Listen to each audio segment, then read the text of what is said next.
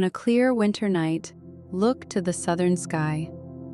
Low on the horizon, far below the familiar stars, one light burns brighter than almost any other.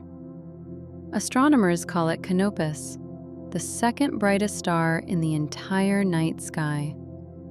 But in India, for more than 3,000 years, this light has carried a different name, Agastya. And behind that name is one of the strangest, most beautiful stories ever told. The story of a man who, according to legend, became a star. So who was he? Agastya was a Rishi, a seer, a healer, a poet, a wanderer. He's remembered as one of the Saptarishi, the 7 great sages said to sit in the heavens themselves. And this isn't just folklore tacked on later.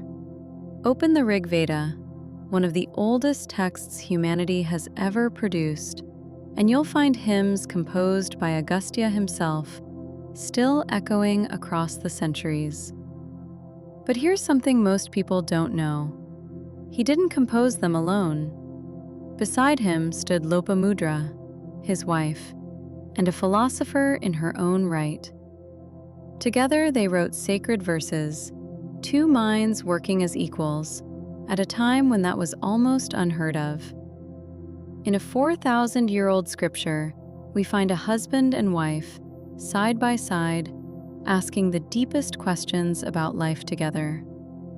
And as Agastya's legend grew, the great epics came calling.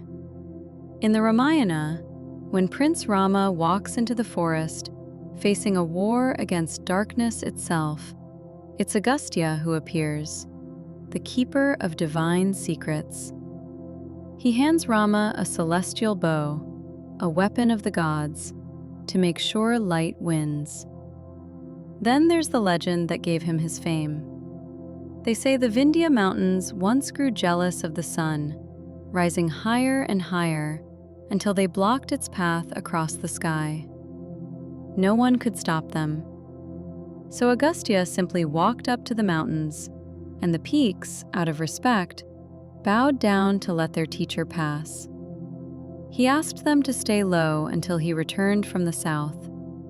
He never returned. And to this day, the story goes, the mountains are still waiting, still bowed. But that journey south? It was more than a myth. It was the movement of an entire civilization. Agastya carried the fire of knowledge from the Sanskrit north down into the Tamil south. And there, he became something new. In the Tamil lands, he's honored as the father of Siddha medicine, one of the world's oldest healing systems. The sage who learned to read the secrets of herbs, of the body, of longevity itself. He became a bridge, the knot that tied 2 great traditions together, the Sanskrit of the north and the rich, ancient poetry of the Tamil south. 2 of the oldest living cultures on earth, joined by a single name. And that name traveled even further than India, because that same star, the one we call Agastya, was watched by the whole world. In China, they saw an old man and called it the Star of Longevity, a symbol of long life. Arab astronomers charted it as Suhail, the star sailors steered by across the desert and the sea. One light, many names. Every culture looking up at the same distant fire and seeing something sacred. Now, here's where it gets fascinating. Historians suspect Agastya may not have been one single man at all. The stories span too many centuries, too many places. Agastya may have been a title, a name passed down through a lineage of sages, each adding a new layer to the legend. A legacy built, generation by generation, by everyone who followed in his footsteps. And maybe that's the most fitting truth of all.